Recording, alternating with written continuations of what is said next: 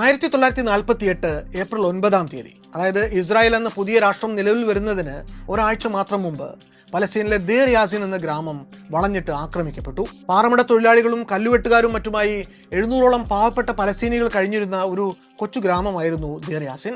ഈ ഗ്രാമം Zionist militia ഗ്രൂപ്പുകളായിട്ടുള്ള ഇർഗുനും Stern ഗാങ്ങും ചേർന്ന് അപ്രതീക്ഷിതമായിട്ട് ആക്രമിച്ചത് ഭീതി പരത്താനും ജെറുസലേമിലേക്കുള്ള വെസ്റ്റേൺ അപ്രോച്ച് ഏരിയകൾ എത്നിക് ക്ലെൻസിംഗ് ചെയ്തെടുക്കാനും വേണ്ടിയായിരുന്നു. ആക്രമണത്തിനൊടുവിൽ വെടിയൊച്ചകളും സ്ഫോടന ശബ്ദങ്ങളും ഒക്കെ അടങ്ങിയപ്പോൾ ഗ്രാമത്തിലെ നിരത്തുകൾ മൃതദേഹങ്ങൾ കൊണ്ട് നിറഞ്ഞു. The birth of the Palestinian refugee problem എന്ന പുസ്തകത്തിൽ ബെന്നി മോറിസ് പറയുന്നത് ഏതാണ്ട് 250-ലധികം പലസ്തീനി അറബ് വംശജർ ഈ ആക്രമണത്തിൽ കൊല്ലപ്പെട്ടിട്ടുണ്ട് എന്നാണ്.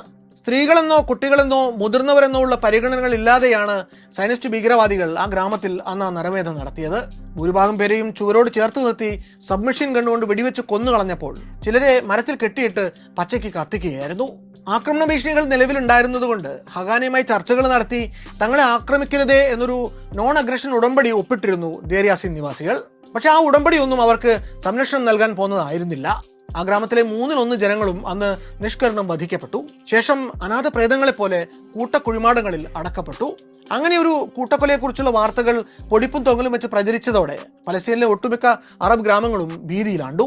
ദേർ യാസിനുകാരുടെ ദുർവിധി ഏത് നിമിഷം വേണമെങ്കിലും തങ്ങളെയും തേടി എത്തിയേക്കാമെന്ന ഭയം അവരെ ഒന്നടങ്കം ആവേശിച്ചു.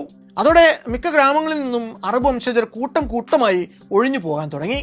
1992 ഇൻസ്റ്റിറ്റ്യൂട്ട് ഓഫ് പലസ്തീൻ സ്റ്റഡീസ് പ്രസിദ്ധപ്പെടുത്തിയ all that remains the Palestinian villages occupied and depopulated by Israel in 1948 എന്ന പഠനത്തിൽ വലീദ് ഖലീദി എഴുതുന്നത് 1948 മെയ് 14 ഇസ്രായേൽ എന്ന രാഷ്ട്രം നിലവിൽ വന്നായിട്ടുള്ള പ്രഖ്യാപനം വരുമ്പോഴേക്കും ഏതാണ്ട് 7 ലക്ഷത്തോളം പലസ്തീനി അറബ് വംശജർ ഇങ്ങനെ പ്രാണനും കയ്യിലെടുത്ത് നാടുവിട്ട് ഓടിക്കഴിഞ്ഞിരുന്നു എന്നാണ്. പിന്നീട് ലോക ചരിത്രത്തിൽ മഹാദുരന്തം എന്നർത്ഥം വരുന്ന നഖ്ബ എന്ന അറബ് വാക്കുകൊണ്ട് അടയാളപ്പെടുത്തപ്പെട്ട കൂട്ടപലായനങ്ങളുടെ ട്രിഗറിംഗ് പോയിന്റ് ആയിട്ട് ഈ ദേർ യാസിൻ കൂട്ടക്കൊല മാറി. ദേർ യാസിനെ പോലെ ഇസ്രായേൽ മിലീഷ്യ കൊന്നും കൊല വിളിച്ചും ഡീപോപ്പുലേറ്റ് ചെയ്തെടുത്തത് 500-ലധികം വരുന്ന പലസ്തീനി അറബ് ഭൂരിപക്ഷ പട്ടണങ്ങളും ഗ്രാമങ്ങളുമാണ്. ഈ പ്രദേശങ്ങൾക്കെല്ലാം പിന്നീട് അങ്ങോട്ട് യഹൂദ പേരുകൾ നൽകപ്പെട്ടു. അവിടങ്ങളിലേക്ക് ആലിയ വഴിക്ക് എത്തപ്പെട്ട വിദേശ യഹൂദ പൗരന്മാർ പുനരധിവസിപ്പിക്കപ്പെട്ടു. ചില ഗ്രാമവാസികൾ എന്ത് ചെയ്തിട്ടും ഒഴിഞ്ഞു പോകാൻ കൂട്ടാക്കാത്ത സാഹചര്യം വന്നപ്പോൾ കാസ്റ്റ് ബ്രെഡ് എന്ന പേരിൽ ഒരു state sponsored secret biological operation തന്നെ ജൂത തീവ്രവാദികൾ അന്ന് നടത്തുന്നുണ്ട്. അതായത് ഒഴിഞ്ഞു പോകാൻ വിസമ്മതിച്ച അക്രയിലെയും ഗലീലിയയിലെയും മറ്റു പല ഗ്രാമങ്ങളിലെയും പൊതു കിണറുകളിൽ ടൈഫോയിഡ് പരത്തുന്ന ബാക്ടീരിയ കലർത്തി പ്രദേശത്ത് രോഗം പരത്താനും അതുവഴി നിരവധി പേരെ ഇല്ലായ്മ ചെയ്യാനും ഇടയാക്കിയ ആ കൊടും പാതകത്തെക്കുറിച്ച് ബെന്നി മോറിസും ബെഞ്ചമിൻ സി കേഡാറും ചേർന്ന് എഴുതിയ കാസ്റ്റ് ദൈ bread Israeli biological warfare during the 1948 വാർ എന്ന ആർട്ടിക്കിളിൽ വിശദമായി തന്നെ വിവരിക്കുന്നുണ്ട്.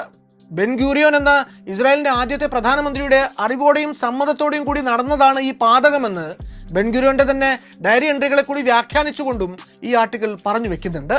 ഇതുവരെ നമ്മൾ പറഞ്ഞത് ജെറുസലേം എന്ന തങ്ങളുടെ പാരമ്പര്യ ഭൂമിയെ ചുറ്റിപ്പറ്റി ഹോംലാൻഡ് ഉണ്ടാക്കാൻ വേണ്ടി പലസ്തീന്റെ മണ്ണിലേക്ക് വന്നിറങ്ങിയ യഹൂദർ അവിടെ കഴിഞ്ഞിരുന്ന പലസ്തീനിയൻ അറബ് ജനതയെ ഒഴിഞ്ഞു പോകാൻ നിർബന്ധിതരാക്കാൻ വേണ്ടി നടത്തിയ ചില ഒറ്റപ്പെട്ട ആക്രമണങ്ങളെയും രഹസ്യ ഓപ്പറേഷനുകളെയും കുറിച്ചാണ്.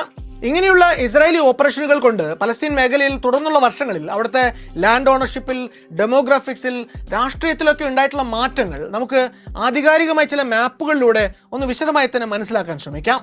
യഹൂദർ വന്നിറങ്ങുമ്പോൾ ആ ഭൂപ്രദേശത്ത് അധിവസിച്ചിരുന്ന പലസ്തീനിയൻ അറബ് ജനത എങ്ങനെയാണ് പിന്നീട് അങ്ങോട്ട് അരികുവൽക്കരിക്കപ്പെട്ട് ചിതറിത്തെറിച്ചു പോയത് എന്ന്, പട്ടാള ബാരക്കുകളും ചെക്ക് പോയിന്റുകളും സ്ഥാപിച്ച് പലസ്തീനിലെ അറബ് വംശജരെ ചെറിയ ഗെറ്റോകളിലേക്ക് ഒതുക്കി എങ്ങനെയാണ് ഇസ്രായേലി ഭരണകൂടം രാഷ്ട്ര രൂപീകരണം സാധിച്ചെടുത്തത് എന്നൊക്കെ മനസ്സിലാക്കാൻ അത് ഉപകരിക്കും.